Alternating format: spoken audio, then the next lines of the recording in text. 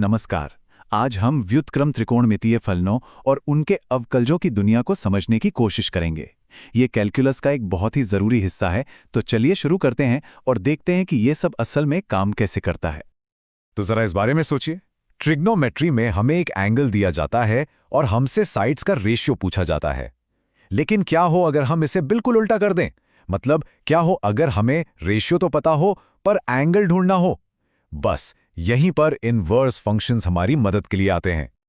Inverse trigonometric function को समझने का सबसे आसान तरीका है इसे एक तरह का अंडू बटन समझना। अगर साइन थीटा हमें x देता है तो साइन इनवर्स x हमें सीधा थीटा पर यानी हमारे ओरिजिनल एंगल पर वापस ले जाता है। ये बस पूरे ऑपरेशन को रिवर्स कर देता है।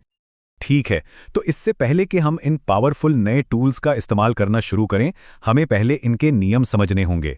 चलिए कुछ बेसिक प्रॉपर्टीज पर नजर डालते हैं। इसे एक गोल्डन रूल की तरह समझिए। जब भी आप किसी फंक्शन और उसके इनवर्स को एक साथ लगाते हैं तो वो एक दूसरे को पूरी तरह कैंसिल कर देते हैं और हमारे पास बस हमारा ओरिजिनल इनपुट यानी x बच जाता है। ये एक बहुत ही सिंपल लेकिन उतना ही पावरफुल आइडिया है। और ये रही एक और मजेदार बात। साइन इनवर्स x और कॉस इनवर्स x को जब भी जोड़ा जाता है तो जवाब हमेशा π/2 आता है। ये सिर्फ एक फैक्ट नहीं है, ये एक ऐसी आइडेंटिटी है जो आगे चलकर मुश्किल सवालों को भी आसान बना सकती है। तो इसे ध्यान में रखना अच्छा रहेगा। अब एक बहुत ही जरूरी बात, डोमेन और रेंज।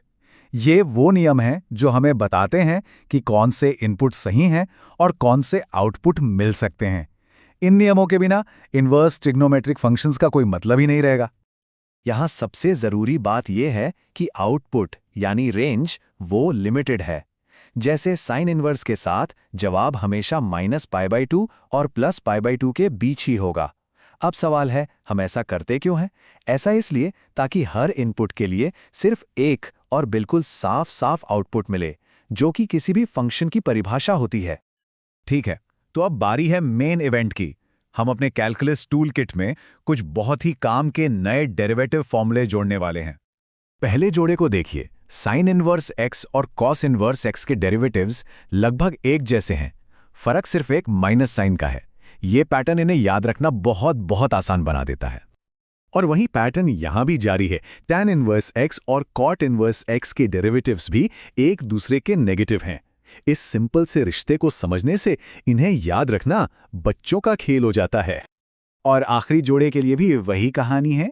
सेक इनवर्स और कोसेक इनवर्स के डेरिवेटिव्स में भी सिर्फ एक माइनस साइन का फर्क है। तो स्मार्ट तरीका ये है, 3 फॉर्मूले याद कीजिए और बाकी 3 आपको अपने आप याद हो जाएंगे। तो अब हमारे पास फॉर्मूले तो आ गए हैं, चलिए इन्हें असल में इस्तेमाल करके देखते हैं। थ्योरी बहुत हो गई, अब कुछ प्रॉब्लम सॉल्व करते हैं। चलिए इसे साथ में सॉल्व करते हैं। ध्यान दीजिए कि हमारे पास सिर्फ साइन इनवर्स x नहीं है, हमारे पास साइन इनवर्स 2x है। इसका मतलब है कि हमें चेन रूल का इस्तेमाल करना होगा, यानी बाहरी फंक्शन के डेरिवेटिव को अंदर वाले फंक्शन के डेरिवेटिव से गुणा करना। तो पहले हम साइन इनवर्स वाले हिस्से को डिफरेंशिएट करेंगे और फिर उसे 2x के डेरिवेटिव से मल्टीप्लाई कर देंगे। चलिए एक बार फिर से करते हैं ताकि ये अच्छी तरह से समझ में आ जाए। प्रोसेस बिल्कुल वही है। हम tan इनवर्स का फॉर्मूला पहचानते हैं, चेन रूल लगाते हैं क्योंकि हमारे पास 3x + 1 है और जवाब पाने के लिए सबको एक साथ गुणा कर देते हैं। ये एक भरोसेमंद स्टेप बाय स्टेप तरीका है। ठीक है, हमने ये सारे फॉर्मूले सीख लिए, पर बड़ा सवाल ये है, आखिर इन सबकी जरूरत क्या है? ये गणितीय टूल असल में इस्तेमाल कहाँ होते हैं? देखिए, ये सिर्फ एग्जाम के लिए नहीं है। ये डेरिवेटिव्स, इंटीग्रेशन के लिए बहुत जरूरी बिल्डिंग ब्लॉक्स हैं, जो डिफरेंशिएशन का उल्टा होता है।